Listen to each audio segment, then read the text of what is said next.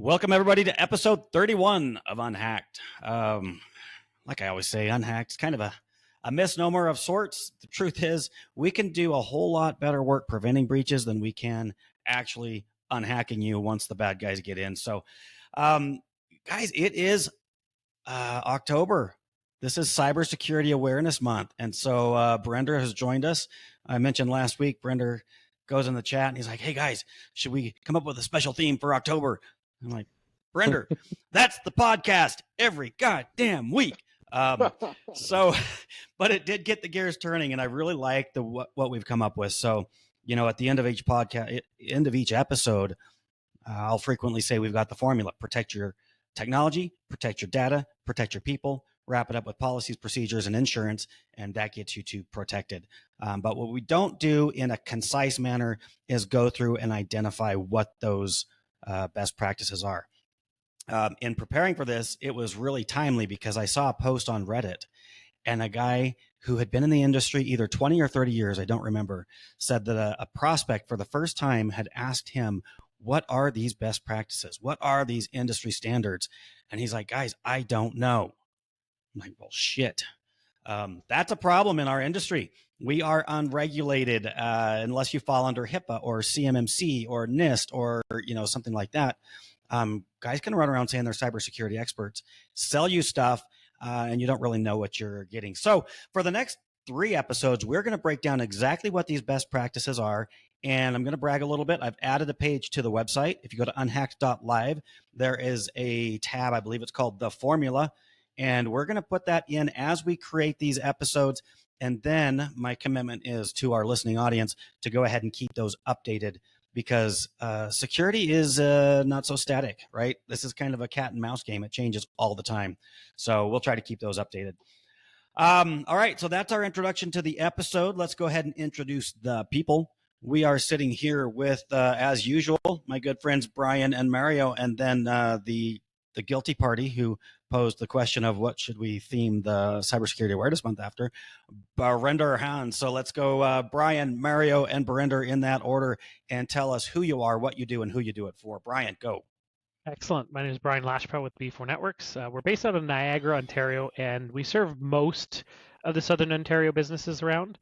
We specialize in working with greenhouses, professional service firms, manufacturing companies, essentially business owners who have headaches in dealing with technology. We make those headaches go away. Love it. Love it. Mario. Mario Zaki with Mastech. We are located in New Jersey, right outside of New York City. And we service the entire area, but focus on engineering, architects, and construction companies, and pretty much anybody that has a computer that is worried about losing their data to the bad guys. What's that guy's name? What's Boris? Boris. I we forget his protect last you name. from Boris. Grashenko or something like that. I don't know. I stole it from a James Bond movie. Barinder, tell us about yourself. Barinder Hans from Red Rhino. We're based just outside of Vancouver, BC here, a fellow Canadian with Bryan. We specialize in full stack, everything when it comes to IT, top to bottom. We'll help our clients take care of it, help them through their business transformation. We won some awards, MSP 501, top 50 best managed in Canada. So I think our team does some pretty good work. And most importantly, I bring the good ideas about cybersecurity to Justin and make sure that he knows what he's going to be taught. And we appreciate it. Yeah, he should really focus on the cybersecurity thing. It's really getting big. I know, right? It's becoming important. Top 50 in Canada. How many do you guys have up there? Like There's 25? at least 48. I thought it was just you two. We're the only two that matter. You guys are We competing. both got the top 50 award, so there you go. I mean, Nice. it's saying something. Listen, I can vouch for these guys. I am sitting in a room of very smart people in the IT world, and I love doing this week after week with you guys. I am, by the way, Justin Shelley, CEO of Phoenix IT Advisors. I've got an office in Dallas, Texas, and more recently an office in little old Elko, Nevada, and we do some work in the surrounding areas, even into Utah and Idaho. So, and I would say that, we lead with compliance. That's what we do, because I don't want to be that guy getting on Reddit and saying, hey, what the fuck is it that I tell people I do? Because I can't remember. Jesus Christ. So anyways, we're going to spill the beans today. We're going to talk about what it is that we do behind the scenes. And you, dear business owner, how do you know that you're getting what you pay for? If you've got somebody and you've hired them to keep you safe from the likes of Boris Krashenko, how do you know he's doing it? That's what this is all about. So by the end of these 3 episodes, you should know. And then, by the way, the 4th episode, the one I'm most excited for, we're going to ground zero. We're going to talk to a guy who was breached. And he has been willing to share his story with us. I'm super excited about that one. So, guys, grab a pencil and paper and let's do this. And I'm trying to figure out how to make this exciting, because if I'm a business owner, the last thing I want to do is sit here and listen to a bunch of IT nerds talk about this kind of stuff. So we'll try to keep the energy level up. We'll try to keep it quick and concise, but for reals, just take a few notes and then cross-reference our website and use this as your formula to make sure that you actually are protected and getting what you pay for. So with that, we are going to start with our good friend Mario. Tell us about internet failover and maybe even why that has anything to do with security. Mario, you got that one? Yeah, so ISP failover, internet service provider failover, essentially it's a backup internet in your office. It helps primarily with making sure if there's a down pole in the area, which happens a lot, accident, the pole goes down, and you lose internet, you have a backup internet, and hopefully they don't both go out at the same time. So it essentially, if one internet goes down, your employees can still work, for those companies that are very reliant on the internet.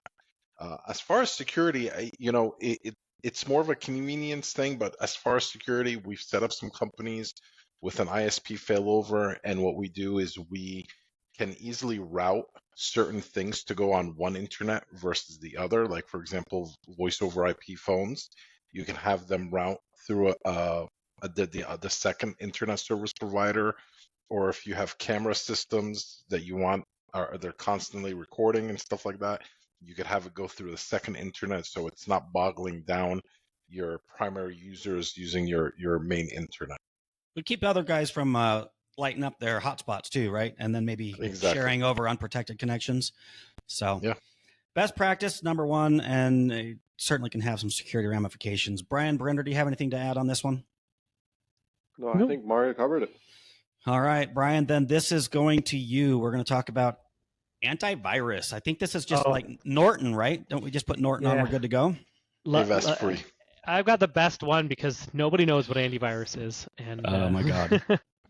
It's changed. It has changed. I'll tell you that. It has changed. So I'll dive right in. I mean, it's not a very exciting topic, but I think it's important. As business owners, you're probably very familiar with what antivirus is, which is essentially antivirus detects, in most cases, known threats like viruses and malware. But these days, traditional antivirus alone is no longer enough to protect your business. You really have to go one step above. So while antivirus works to block known threats, and some antiviruses have the ability to do a little bit more, but let's just go with that. EDR is what we recommend now, which stands for Endpoint Detection and Response.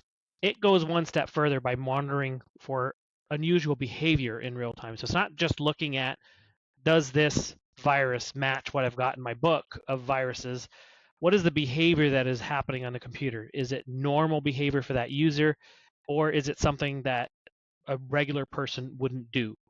And once it detects something, it isolates that computer, is able to track all of the changes made, and in some cases, back them up. And in all cases, it records a history of everything that happened, so that from a auditing and forensics approach, we're able to then determine what happened, how it came in, where everything originated from, and be able to backtrack it if possible. And Brian, talk a little bit about the R in EDR, the response portion of that. What should that look like? Well, in most cases, it's automatic. It will just it will start responding once it detects that something's in there. I like to say it's like Star Trek, but only in reverse. So Star Trek, they have the shields that go up and nothing can get in. It's kind of the reverse of that. The shields go up on the computer and nothing can get out. So that if you did have a threat that came in, and that computer gets isolated from the rest of the network, so it can't go and infect the rest of your computers. That user is essentially dead in the water until we can come in and help. So in most cases, the response is shields up, but in other cases, it can backtrack the damage done and be able to undo some of it. Okay. Brian, Yep. I'm sorry, Barinder and Mario, do you have anything to add here? Yeah, part of that response, it can even roll back some of the good endpoint security software, depending on the situation, can roll back if there's a ransomware encryption activity, which is what most business owners are concerned about. It can roll back on that as well, and that's very handy, and also help IT professionals do a root cause analysis. How did this infection come into the first place? But yeah, versus an old school antivirus, we obviously don't recommend that. Don't sell that. You want a modern tool, like Brian said, monitoring for that behavior. If there's trying to reach out to a command and control structure in the cloud, you want to stop that. It's got to look at that behavior and be able to stop it. Only a modern EDR tool can do that. Okay. And how would a business owner know if they're protected? Oh, sorry, Mario, go ahead, and then we'll throw this other question up. It's the modern ones go with a zero trust approach versus like the traditional antivirus that literally just checks against a blacklist. This one, it only approves stuff that's on a whitelist. Okay. So how do we know? I'm Joe Schmo, the business owner, and I'm sitting here talking to you guys, and you're saying this. I'm like, I have no idea what you're talking about. How do I know if I'm protected? Yeah, you asked that, and that's a little tricky when it comes to antivirus, because it's not like I have a test that I can go and test. So there's a couple things. If you buy your own solution, find out what the version of the software you're using is and search it online. You can usually just say, hey, I have this version. Does it have these advanced features? If you deal with an IT provider, you can ask them if the solutions, the cybersecurity solutions they include, has advanced features like threat hunting, real-time monitoring, and automated responses. And if it doesn't, then you can inquire about that. And in most cases, they'll know what EDR stands for. But in all cases, you should have it verified by a second party if you're in doubt. And if they don't know what it stands for, what do you do? Change your IT company immediately. Right. If I'm a business owner and I go to my IT guy and he's like, yeah, you're protected by whatever.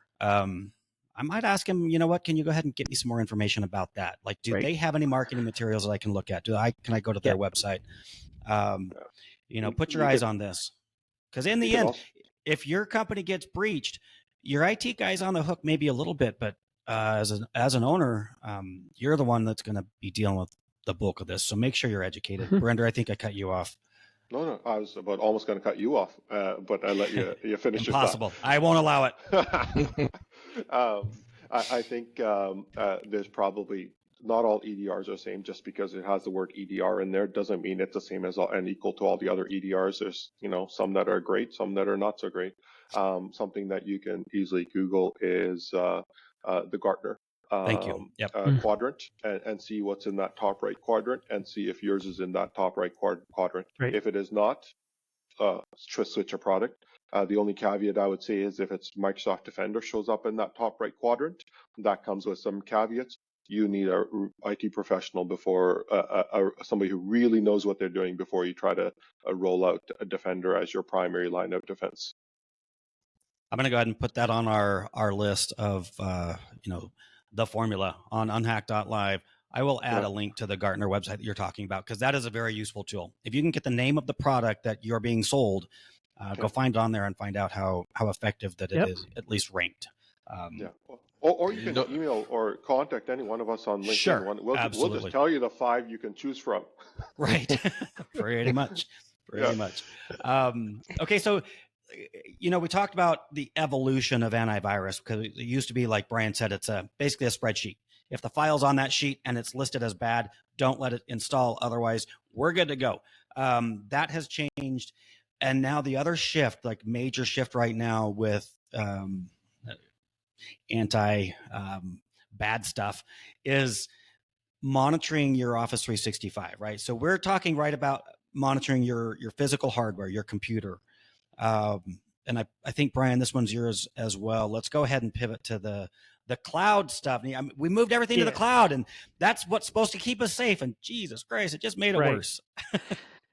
Yeah, it kind of goes hand in hand with EDR and antivirus, because a lot of businesses today rely on Microsoft 365 for all their operations. Their documents are on there, they collaborate on there, and just like with your devices, you should have threat hunting and the ability to determine if somebody's doing something to your system.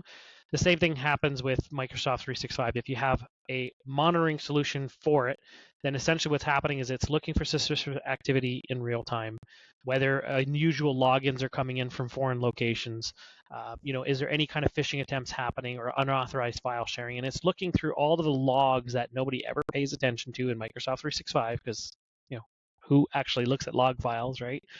And it tries to find signs of suspicious behavior. And if it finds it, it will typically lock out that user who's causing the suspicious behavior. If it passes a certain threshold, notifies us and or your clients, depending on the situation, and then we can remediate from there. One of the things I love about that is even if you just go in and create a rule in Outlook to forward your email to somewhere else, it will trigger that it. should pop up an alert. Yep. And that would be a great way to test to see if you have it. You'd still have to go to whoever's monitoring this and say, hey, did you see that I created a rule? If so, tell me about it. But I would argue that this is becoming at least as important as the antivirus, as we call it, is this monitoring and protection in all these cloud applications we have. Barinder, Mario, any thoughts? No, spot on. The only thing I would just add is just make sure you add a backup solution to your Microsoft 365 data. It's SharePoint Exchange. Make sure you have something. There's lots of great third-party tools out there that will back up all your data because Microsoft, while they have, recycle bin type of restore option, they will say, and Google will tell you that what they have is not considered backup. Somebody deletes something after 30 or 60 days, it's gone. So, and for compliance reasons, financial reasons with IRS or CRA, you want to keep data, especially financial data, for 7 years records. So get your backups in place. As far as hardening Microsoft 365 security, we've got like a 200-point checklist. It's a big deal to make that happen. It is not easy, and you really have to have good IT making that happen for you. Right. Yes, you do. In fact, you can usually know what your secure score is by just going to security.microsoft.com/secure score. And even if you're not an admin, you can usually get your secure score. So if it's below a certain level, you may want to talk to your IT provider. Below 60, talk to your IT provider. Yep. Yeah. Okay. Brian, remind me after this. I want to add that link as well. So sure. I didn't write it down fast enough to put it on here. Okay, go to firewalls, Barinder. Firewalls. I love talking about firewalls. What could be more exciting than a firewall? Firewalls. So when I'm talking to business people, I don't expect them to know what a firewall is. But how I explain it is, it's like your house. Firewalls are your doors and windows. The firewall sits between internet coming into your office and blocks communication in and out and monitors it. Kind of like your doors and windows. You want the bad guys out, but sometimes you need to keep some people in and not be able to transmit certain kind of data. For in your home, it might be like you don't want your kids going out past midnight. Well, same idea at your office. There's some things you don't want to leave your office environment. And that's traditionally been easy to do with a firewall. The other thing a firewall does, instead of just protecting the inbound, outbound traffic, is it also allows for segmentation, creating multiple little baby networks in your office. It can get pretty complex, but a really simple thing that you want to know about is any organization that takes credit cards. Those credit card machines, terminals, computers need to be isolated onto its own network for PCI compliance reasons. You might have other types of networks if you're manufacturing. You have a whole bunch of machines, CNC machines in your manufacturing plant. You want to isolate them from your corporate network for data and then be able to create specific linkages when necessary. So there's a whole lot of nuance there. You want to be able to have a solid next-gen level firewall that can inspect that incoming and outgoing traffic properly, but also be able to create those segmentation pieces as needed. but it's really getting the doors and windows locked on your home. You wouldn't go to bed leaving your door open. Same thing at home. So a couple of things you can test for is when you're at your office, can you visit websites you shouldn't be able to visit? Like whether it's porn or malicious websites, that should be automatically blocked. And most firewalls will have content filtering policies available to you. And then in addition to that, do you have remote access into your office computer or servers to something like remote desktop? Do your IT people use remote desktop? If by any chance they haven't caught up to the current decade that we're in, and they still use a remote desktop to get into, not like a third-party tool, but actual Microsoft remote desktop to get into the servers and workstations, that needs to be terminated immediately. That is how most malicious actors will get in to your environment and then perform their malicious activity. You want to stop that ASAP. Go ahead. We'll talk about firewalls. Finish talking about firewalls first before we move into DNS filter. I just wanted to make sure I heard you correctly that the best way I can tell if I have a good firewall is to fire up my favorite porn site. No, please don't. Maybe Justin can recommend that. I can't see it. We'll put those links on the website, right? Yeah, I'll show my favorites. No, a serious thought though, if you can find your firewall and figure out the manufacturer and the model, put it into Google, and if you can buy that thing at Best Buy or Walmart or get something else. Yeah, that's right. There's a difference between a router and a firewall. You want something that's a next-gen firewall. There's only a handful of good manufacturers out there that'll do that for you. Again, and yeah, it should. And again, just like anything else that you have, piece of technology doesn't solve problems. It's the people who set it up the right way that truly solve problems.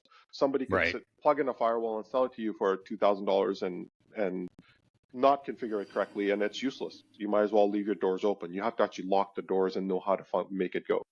How many times I've seen that happen? Unreal.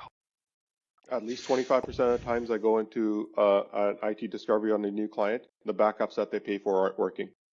Oh yeah, it's unbelievable. Yep. Scary. One thing I do want to add into the firewall too is the good ones will come with a subscription, either monthly or annually. So if you bought your firewall 5 years ago and you haven't paid anything else to it, either it's not a good one or it's not up to date, which means either way you're not protected. You're not protected. It doesn't have the latest software on it, because that has to be updated regularly as well. Yeah. 100% agree. In fact, there's cases where routers and some firewalls are out of date, unpatched, and then they're used by the malicious actors to conduct other further malicious activity, hijacking your devices. So you have to keep them up to date. I've got a funny story. I'm afraid I shouldn't say, but I'm going to. At a client that just kind of quit paying bills. We weren't getting approved for stuff, and we had a firewall go out of date. God bless them, the U.S. government went ahead and wrote them an email saying, "Hey, your firewall's out of date and you're unprotected." So, God bless the USA. The Uncle Sam's watching your stuff too, and he may reach out if you're not properly protecting things. That was a fun conversation. Okay, so this is firewalls designed to protect you while you're in your office, in your building. What happens when I take my laptop and I walk outside down to the coffee shop? Perfect segue. This is where the modern workplace revolution has happened, where we work from home, work from coffee shops, work from airplanes, and all sorts of places. Some places may be secure, some places may not be secure. Again, like Mario said earlier, we have to approach security and IT from a zero trust standpoint. That Starbucks Wi-Fi, it would be of minimal expertise level. One of my techs can show up with a backpack full of gear and generate a signal for Wi-Fi that looks and feels and works like Starbucks, or pick your favorite coffee shop and sit outside the space, and you connect to that Wi-Fi, and all of a sudden your data is traveling through that malicious person's backpack, and they can snoop on everything you're doing that's going out to the internet and be able to hijack your data. We don't want that to happen. And so when you're outside of your office, there's some fundamentals. One of the easy items to add and very inexpensive is managed DNS. DNS is how your computer understands what google.com or microsoft.com or whatever banking website.com you have. That's how it gets translated from an IP address, which we can't remember because human beings aren't meant to read IP addresses. We remember words and in letters. So when you go to the website, it gets translated to an IP. Instead of it being hijacked, doing managed DNS will ensure that your traffic is encrypted and can't be snooped upon, and you're actually getting back the right result to your computer. It is fundamental. That's easy to add, and I would highly recommend it. And any good managed DNS platform will also allow you to do some policies around content filtering, which is you want to block malicious websites, porn, etc., Facebook, maybe whatever it is that you don't want your office users to be able to do. There's other more advanced things you can do as well, like say, for example, you want to watch what your work from home employees are doing. There's tools that can also do that as an add-on item. So there's lots of different things, ways to package that.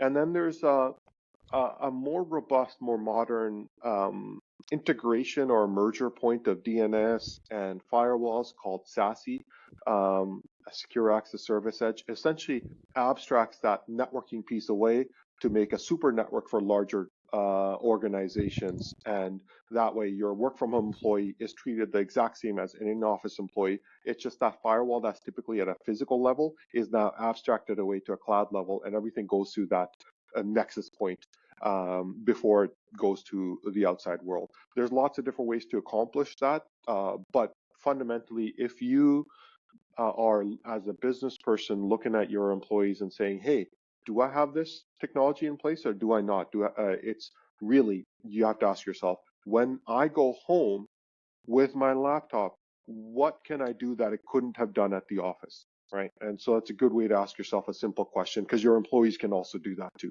So here again, safe to assume that the best way to go about that is to fire up your favorite naughty site. Please don't do that.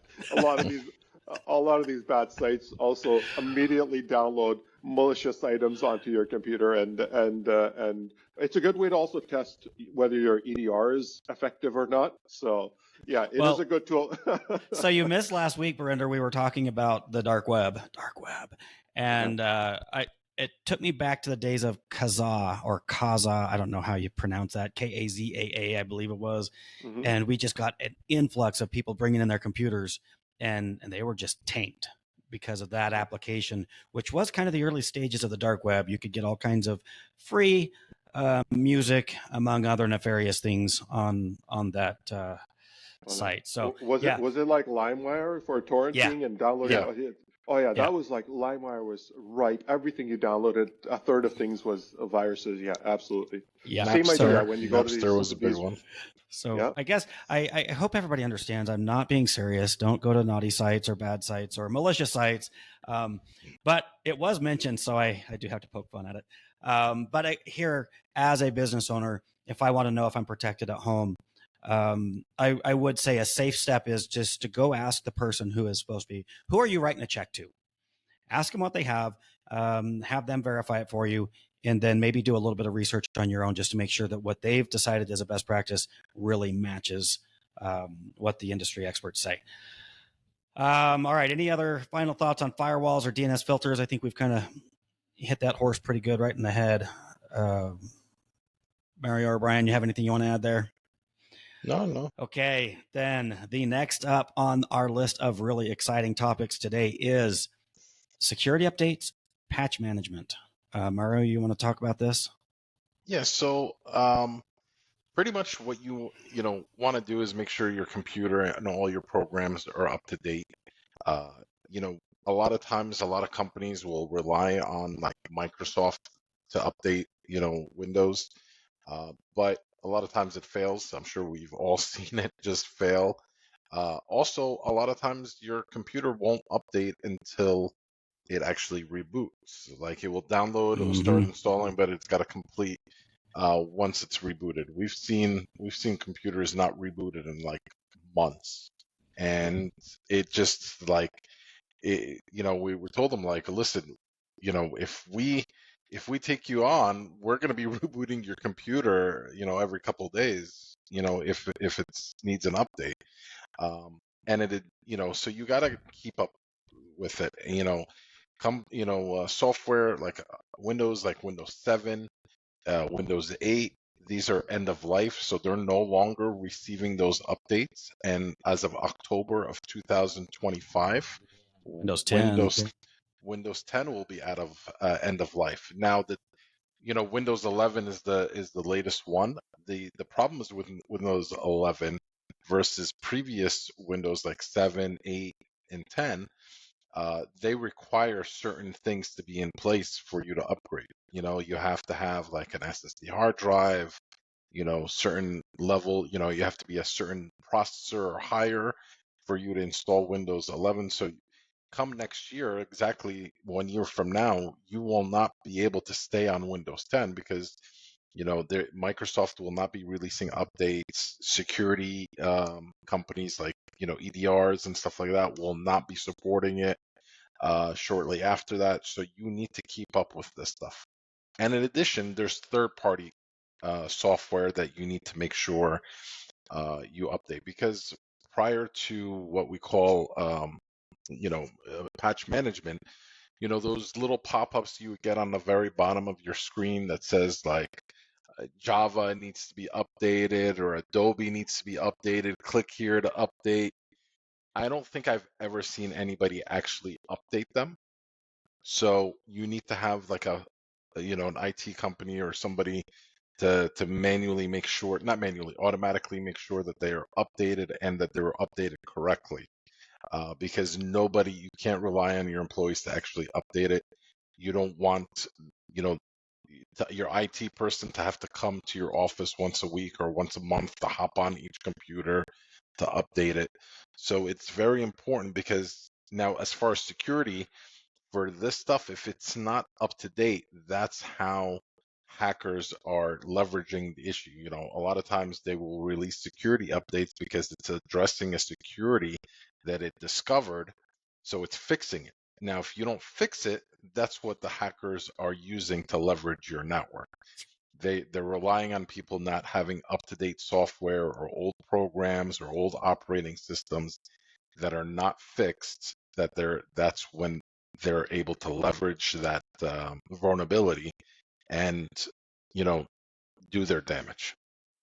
And I'm a regular old Joe Schmo business owner, Mario. And pretty much what you just said made me go to sleep. No, and listen, I'm joking. I poke fun. Here's why I say that. That sounded like I'm attacking you, and I'm not. I get this feedback because my girlfriend goes back and listens to these, and she's like, "Jesus Christ, Justin, that shit was boring." And I'm like, okay, I'll try to figure out how to liven it up. But how do I, as a business owner who has no idea what you just said, how do I know that my computer's up to date? You can click on Start on the bottom, okay, and just type in Updates. Okay. And the Windows update is going to come up. And if it says, "Oh, you need to update," and the update is more than like 2-3 days old, then then you have a problem. And that, and because I actually just did that as you suggested, and it says Windows update, you're up to date with a green check mark, and it says last checked today at 6:39 a.m. So that was 4 hours ago, 5 hours ago my time. So I guess I'm safe. Your IT is on spot on this. They're doing a good job. I'll have to let them know. Check mark too. I'll throw out there also, you should be getting, or at least have the option to get reports from whoever is responsible for these updates. They should be able to run reports for you to show you that that everything's up to date, or what percentage of your computers are up to date. So, and if they haven't talked to you about Windows 11, if you're on Windows 10 and they haven't started talking to you about Windows 11, you want to start the conversation, or yep. Because what's going to also happen is, come another 6 months, 8 months from now, when a lot of these computers are not going to be able to take Windows 11, and you have to go and purchase a bunch of new computers because it's, you can't upgrade. Well, guess what? Now everybody's scrambling to buy a bunch of computers, so the price is going to go higher. True. And also if you have an office of 20 computers, then all of a sudden you have to shell out the money for 20 new computers at a higher price. So let's take that and kind of pivot into hardware asset management. And I think, Barinder, you had some thoughts on this one, because if I'm, again, thinking as a business owner, I know what my computer is, but if I've got 100 computers in my company, I don't know how many of them need to be upgraded, right? And you were talking all kinds about hardware this and hard drives that, and like, I have no idea. Barinder, could you help me out? It's like I am lost. Yeah. So when it comes to cybersecurity, the very first item is identify. The five key pillars are identify, protect, detect, respond, and recover. And if you don't know what you have to identify it. You can't protect it. It is whether it's user accounts or your computers, and in computers, and I just use the word computers because mostly we're thinking about computers, but it's not just computers. That's all your hardware assets, your network, your computers, your laptops, your mobile phones, your CNC machines, your printers, your IoT devices, your security cameras. You have to have a full list of everything that is on your network. And so every business owner needs to have, at the very least, a list that's real and available in real time with their computers and mobile phones, because they have access to most sensitive data. But then with short notice, your IT department or your managed service provider should be able to provide you a list of those secondary items like your printers, your tablets, maybe not tablets should be on the first list, but your other second tier items, your printers, your network gear, your wireless APs, be able to put that together for you and get it to you quickly. The very first list, the one with computers, should have your updates on it, should have your hardware information on it, and be able to present it to you basically within an hour or two of when you ask for it. If they can't do that, they're trying to assemble that data for you, and they don't have clear visibility. And it's a good test to do with your IT service provider. Be like, hey, can you send me my current asset list, and I need it in 2 hours. And let's see what they come back with. It gives them 10 minutes to check their email and get back an answer. Let's see what happens. If you don't know what you have, you can't protect it.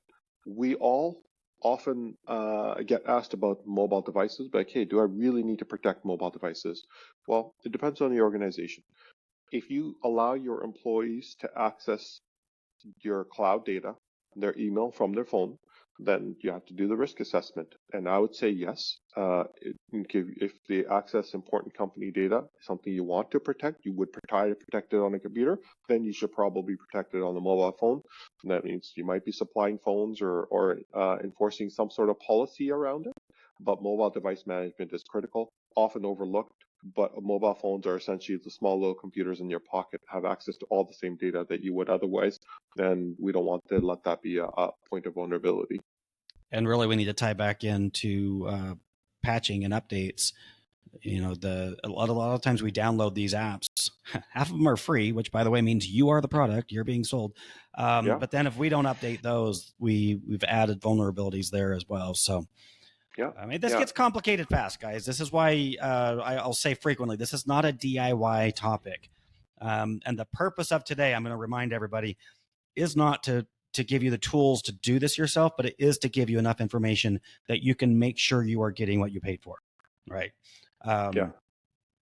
Anybody else on asset management or MDM? I would just comment that outside of security, you want to do very good hardware asset management for your budgetary reasons. Your finance department will love your IT team if they can give you a life cycle. If you got, let's say, a round number 100 computers in your office, and you're on a 4-year replacement cycle where you replace 25% a year, or you do all 100 once every 4 years because you lease them, great. But you want to have that budgetary value to your hardware lifecycle management as well. And we're going to talk about policies and procedures later, but I would say that for proper asset management, you really need a good handle on in your HR process for how you're allocating hardware and how you're recovering it when somebody leaves the company. Because that is a problem I've run into with some clients where they don't have a good handle on where their equipment is. And then they come to me and say, hey, Justin, where is this laptop? I'm like, I don't know. It last checked in North Dakota. Does that help? You know, like, well, we fired a person a week ago and we didn't get the computer back from them. I'm like, okay. What would you like me to do? I can't go to North Dakota and get that for you. You probably should have got that back when you fired them. So I mean, I think there's a new TV show here for you, Justin, where you're like the bounty hunter, but for computers. And I mean, I'm kind of countering. I agree with what you said. Yes, I can run a report quickly of knowing what computers I manage for a client. But then we have shadow IT. We have bad policies and procedures. We have I don't know if they call it shrinkage like they do in the retail industry, but stuff disappears and also stuff shows up on networks that you don't know about. That can get super tricky, and there needs to be a process around that as well. Absolutely. Okay, let's go. We're getting close, guys. We're getting close. And by the way, if you need to take a break and sharpen your pencil, because I know you've taken a lot of notes, go ahead and do that now.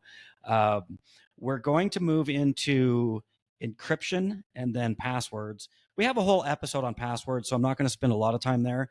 But I would like to take a second and talk about encryption. Hardware encryption is, I mean, basically it's if I pulled the hard drive out of your computer and tried to, throw it in another device, or what we call a toaster, it's a device that reads the information on your hard drive. If it's encrypted, I can't get anything off of it. If it's not encrypted, I don't need your password. I don't need anything. I can go in there and I can find the files and I can access them. So a best practice, especially in regulated industries like HIPAA, for example, if you have patient data on a laptop that walks out of your office, that better be encrypted. That's super important. And, we might even add destruction of hard drives into this. We were talking about it before we jumped on the show, but that information also needs to be properly destroyed. I would argue that pretty much everything should be encrypted, whether that's your phones, you can encrypt those, you can encrypt servers, you can encrypt workstations, but at a bare minimum, we need to encrypt mobile devices that contain either industry secrets, or some sort of PII, personally identifiable information for your clients, regardless of what industry you're in.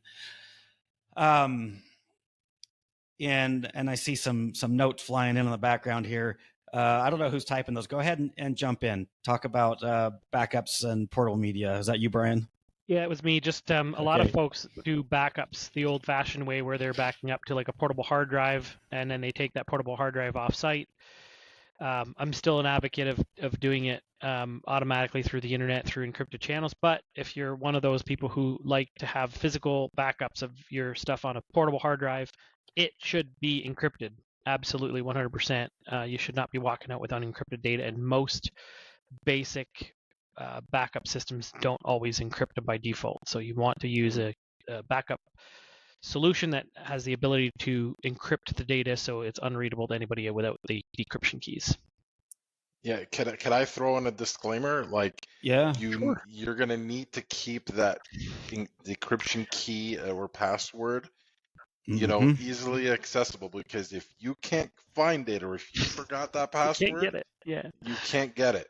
No. Like it's otherwise we would have been able to stop the hackers from encrypting it, encrypting your data. It's still very similar technology. You need to make sure your IT people, like, we have a system that will automatically pull the keys, from there if we've encrypted something. So you need to make sure, because we've gotten so many calls like, oh, well, my brother-in-law encrypted my laptop and I can't get into it. Yeah. This is, again, I'm going to point out, while we're giving you, the business owner, enough information to make sure that you are protected, this is not DIY.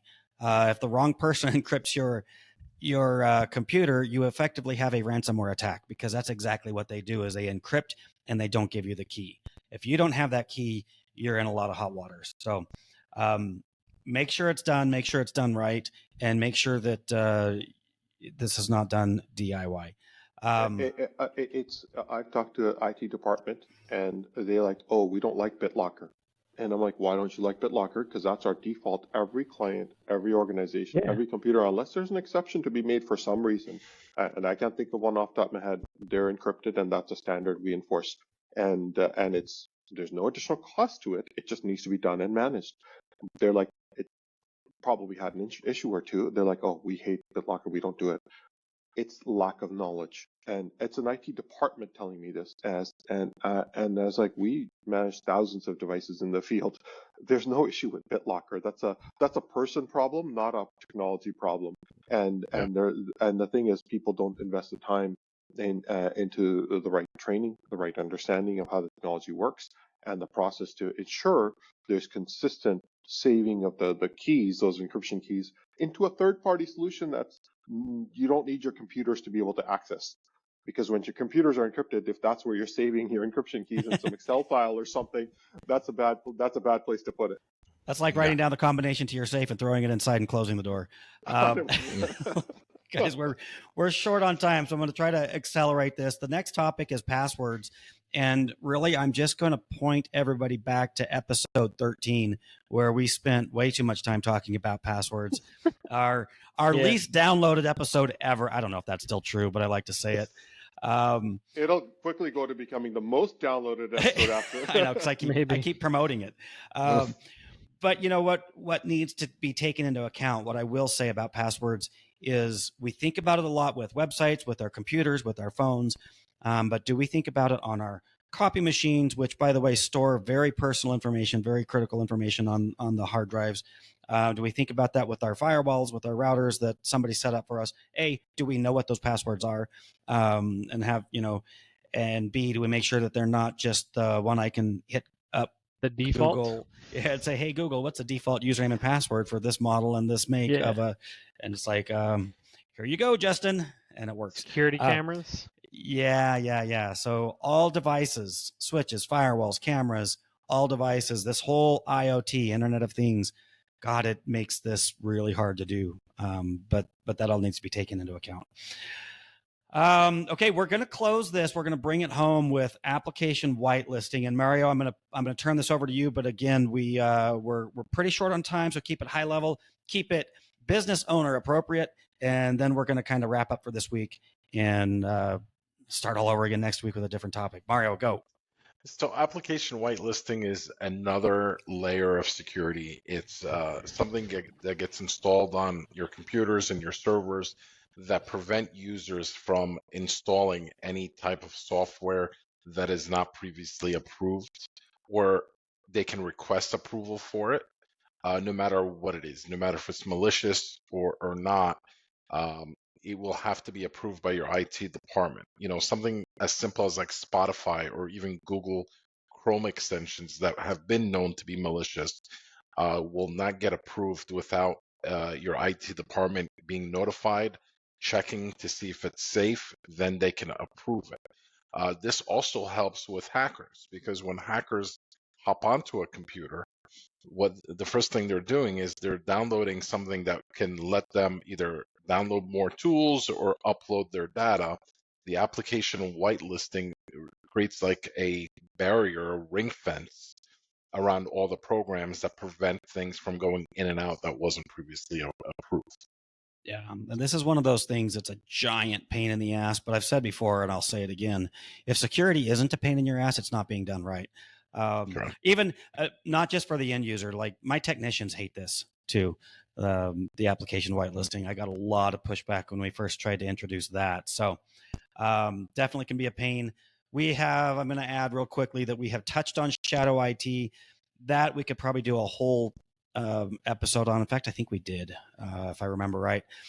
But in part of protecting your technology is finding all of these devices and applications that get installed without our knowledge, and we need a process around finding that. So I'm going to talk quickly about maturity levels, because what we're talking about today, these are the basics. You can go deep with a lot of this stuff. I would argue that application whitelisting is probably a maturity level 2 or 3, where most of what we're talking about is level 1. But one of the things that we do, and you guys will kind of sign off with this as a final thought, is where do you start your clients off, and then how do you progress them, and how do you decide how far to progress them? So like my system is set up with maturity levels 1 through 4. Obviously I start with level 1, and then it becomes a conversation of how far do you want to go, and what's the budget look like, and what are the trade-offs. So I'm going to give each of you a few minutes to do that. Final thoughts, key takeaways, and then we're going to wrap up. And we'll go Bryan, Barinder, Mario. Bryan, go ahead. What are your thoughts on that? Okay, so how deep do you go? I'd say, from my perspective, I've said it once and I'll say it again. I believe cybersecurity is a journey. If we talk to a prospect and they just don't have the budget to do everything we would want them to do, if they could at least start implementing some of the precautions that we're talking about, it goes a long way towards showing that they've got the good intentions. And I think when we talked to an insurance person a couple of weeks ago, or a couple of months ago, or whatever the case may be, is, if you've shown an effort to make changes, you're going to be held less liable than somebody who completely out just said, no, you know what, I'm not interested. I don't have the budget at all for it. Do what you can, implement what you can. There are basics, but even if you can't afford all of them, at least start implementing the things that are key as soon as you can. And again, treat it as a journey, and that's the way I look at it. All right, I love it. Barinder? Yeah, just to agree with everything Bryan said. Just to add, I would say, yeah, it's a journey.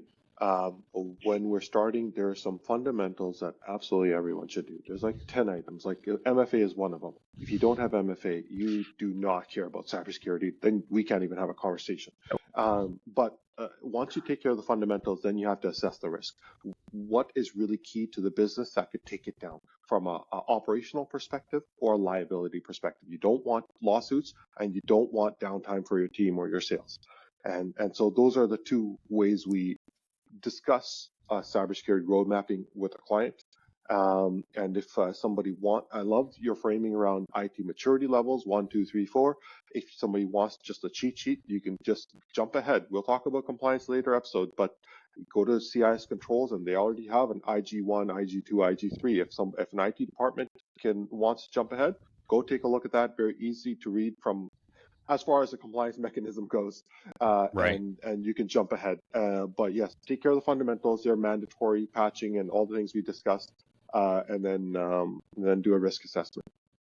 Okay, Mario, final thoughts, key takeaways, and thoughts on maturity levels.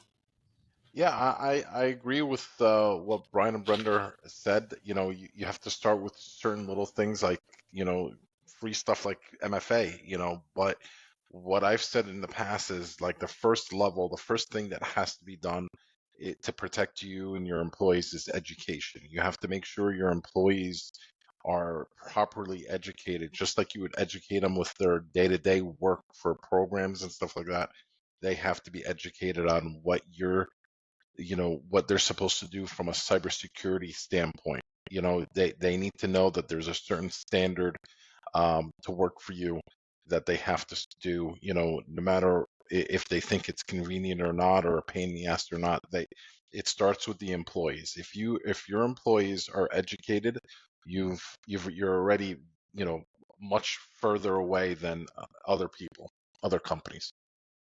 And you should have started with spoiler alert, because that's episode or session 3 in our series. We're going to talk about next week. We're going to talk about how we properly protect our data. And then the week after that, we'll be protecting our people, which is where MFA and education and culture and all that falls in. So guys, I hope you have loved session 1 in our 4-part series for Cybersecurity Awareness Month.